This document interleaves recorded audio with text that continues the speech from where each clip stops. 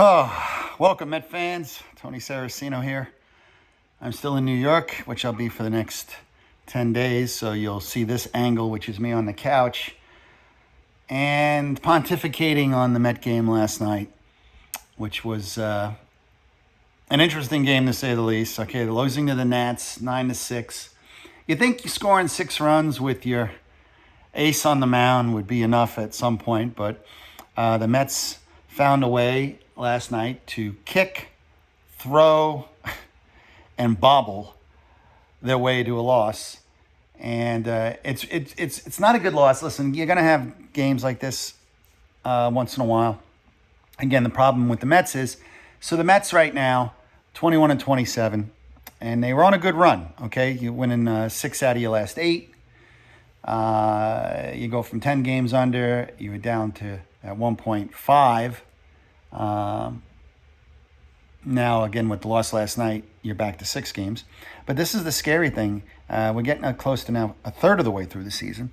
And the Mets, even after that run of the last 10 days, picked up only a half a game in the wild card. And they picked up 1 game on the Braves. There was 7.5 out of the wild card and 11.5 out of the division after playing some decent baseball. And then last night taking a major regression backwards in that game. And, between the second, third, and fourth inning, there was a little something for everybody.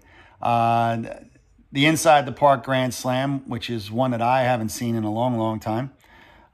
Interesting to see, Wood running around the bases like that. And I thought he was going to get inside the park. And when I saw that the ball got by Taylor and ricocheted out back to center field, and he didn't know where it was. So that was pretty ugly. Simeon trying to make the play on the ground ball and throwing that one out into left field. Good play. You got Vientos not being able to throw the ball over to third base, which wasn't Vientos' fault. I thought Keith Hernandez had the best line, by the way. He just said, "It's a cluster, and I'm going to stop there." McLean had backed up into third base and actually got in the way of that throw. And really with all this, and there's a couple of the fielding mishaps, what all this amounted to last night is that, Bo Bichette hits 2 home runs in his first 2 at-bats and knocks in 4 runs, and you're up 5-0 with your ace on the mound. And in the span of a half hour, you're down 9-5, and the Mets go on to a 9-6 loss. And, it's a little disheartening to see that kind of thing fall apart like that. And it happened quickly. I wasn't even worried after the grand slam, but you could kind of feel it start to, for some reason, they got to the third inning and a couple of guys got on base and all of a sudden, boom, boom, boom, and then they're behind. It was a leadoff home run, actually, in the bottom of that third inning that Tanya hit, which that's when I really started to be like, oh, they're going to blow this game. And sure enough, they really had some fun out there in the field. Now, you're supposed to have a team that is a good fielding team. And again, when you're playing guys out of position, I struggle with to say you're a good fielding team, whether it's Vientos. Simeon has played a flawless second base this year, and I guess he was just due to have one of those in a bad spot. But Teren's making another error. That play in the outfield was turned into a grand slam. They played that ball right, maybe only 2 runs scoring it, maybe 3. Okay, fine. I thought McLean, I thought he kind of, he lost his center after that grand slam. I think he kind of regained it a little bit later in the inning. He was able to almost get through 6. They only had to go with one other pitcher, which was Duarte last night. So that kind of saved the bullpen. I think he's much more aware of the bullpen right now, Mendoza, and he's not getting guys blown out through this all. When there is a game like this, he's not going through 4 relievers and trying to win a game when you're down 4 runs after 5 innings. Soto hit another homer in the 7th inning, and he's starting to look like the one. So I'm wondering if Soto, it's interesting. I think you're going to see something out of Soto, more Soto-esque year than you did last year. I think he's kind of getting used to just doing what he has to do to play. And I would not be surprised to see, I like to see him get back to hit 300. I think he's fully capable of it. His average at 260 doesn't seem like a guy who can command the plate like the way he does and hits the ball hard as much as he does. So I think there's a decent shot he can get back to 300. It means you're going to have a 400 on-base percentage on top of that. And that's really where Soto needs to be for that lineup. Vientos had a couple of hits last night. And Bo Bichette, maybe this is the start. We talked about that last hit and that last at-bat on Sunday against the Yankees. I talked about this. I kind of felt that I just felt that when he went home that night, he wasn't going to be staring at an offer. And I just thought it was something positive. And since then, he's raised his batting average about 20 points, and he's hit some pop. Well, he's hit some home runs, got some pop back. And it was a game last night that I really felt should have been kind of a coming out party, up 5-0 with your ace on the mound. And it just didn't happen. The bottom of the lineup last night was really disappointing. They were 0 for 15 last night. Taylor, Morbido, Beatty, and Torrens took an 0 for 15. A.J. Ewing did come in and take a pinch hit. He struck out. I understand, give the kid a breather for a day. I understand that completely. But I definitely want to see him back in the lineup today. I do not want to see Morbido out there. Carson Benj starting to hit again. I'm wondering where we're going to find a spot for A.J. Ewing. In the old days, if this was a traditional 1980s lineup, it could be Benj, it could be Ewing, and it could be Soto Bichette or Bichette Soto. I mean, what's wrong with those four as a lineup? I mean, especially if Bichette can put up the back of his baseball card. I mean, you're going to have three guys there with an over 350 on base percentage if Benj keeps hitting the way he is. The other guys have proven they can do it, and I think A.J. Ewing he's a real deal. So I wonder what they're going to do with Ewing, and I'd like to see him more in the top of the lineup. With Benj and Ewing and the way they run, put a lot of pressure on the defense. Field is moving all over the place. I think Bichette and Soto would have a field day. And then you got Vientos in the fifth hole, which might be a little bit better for him. But this is never going to happen, okay? Baseball is not played like this in 2026. Baseball now is Aaron Judge hitting second, which I am sorry. To my last dying breath, I will never, ever, ever agree with that. I don't care what the numbers say. I do not care. Your best hitter should be batting third. Maybe fourth if he's your best power hitter, but 3-4. I don't understand that at all. You think about it, Bichette and Soto, Luis Torrens is your catcher in the ninth spot. And they're circling back to him all the time. He's basically a leadoff hitter at some point after the first inning. Why do you want him in front of Soto? Why would you ever want him in front of Soto or Bichette? I don't know. I struggle to think. I struggle with that. I almost rather have a guy in that spot who at least can run a little bit, and you get him on base leading off an inning, and you cycle to the top of the lineup. Torrens can't run, and he certainly, unless he's pinch hitting, he can't get on base.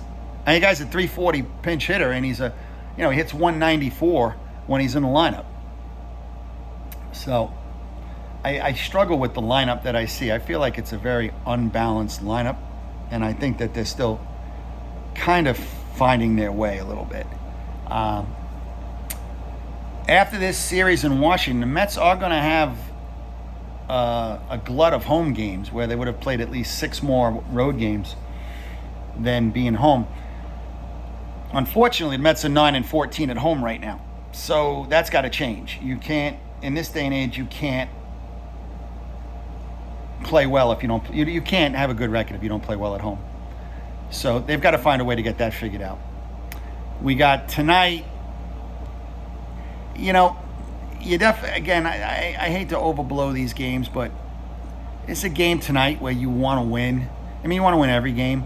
You don't want to be looking at tomorrow and 3 out of 4, if the Nationals take it from you. You don't want to do that, okay? Excuse me. Every time I go to a new page here, we get we get another commercial. But a fly ball to right center field, I'm shutting heading for this the off gap. here. Adele is over, so is Trout. It's kind of annoying. I'm sorry about that, guys.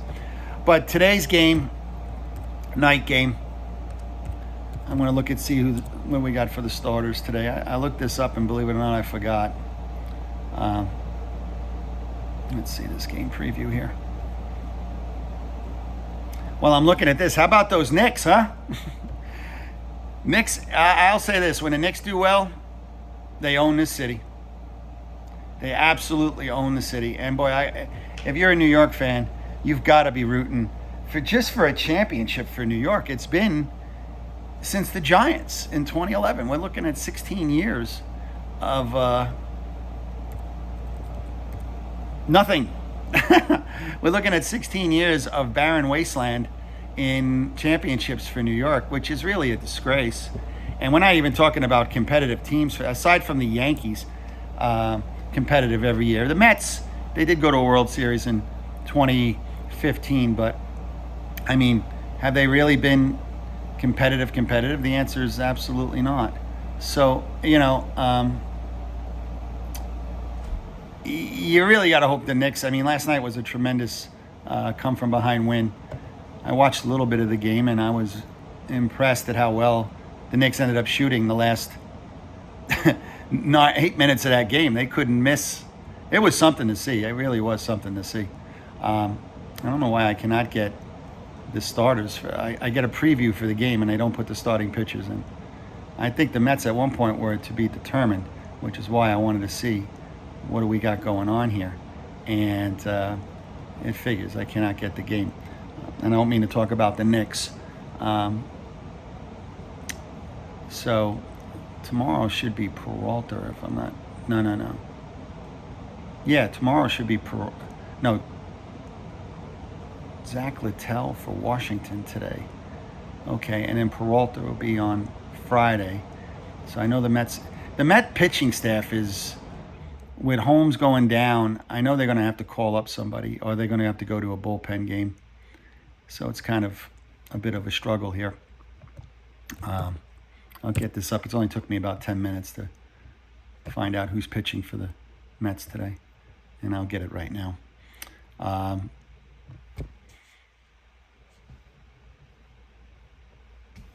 Zach Thornton. I talked about him a couple weeks ago. We're going to find out what Zach's got on the mound tonight. I don't know how long he's going to go for. I don't know how long that the Mets are going to stick with him. But again, they got lucky yesterday they were behind 4 runs. So when you're behind like that, you don't need to blow out your bullpen. And that's the one good thing about that. So Zach Thornton will go tonight and see how this breaks down.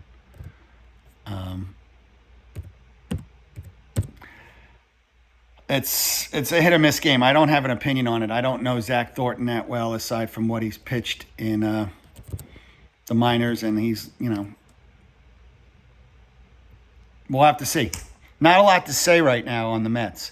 I'm trying to get the bad taste in my mouth with the fielding last night. It really was something to see the Mets fall apart like that. And like I said, it would seem like it was every inning. So it's, listen, it's baseball. You have games like that. You try to move on. And you try to you try to forget about it after it happens. So, tonight's another game. I'm trying to get up Zach Thornton here as far as get some minor league statistics from him. And he was just average. Nothing great. It's going to be an interesting game. See how this breaks down. And, we'll see, Met fans. I'll see you after the game. Have a good one.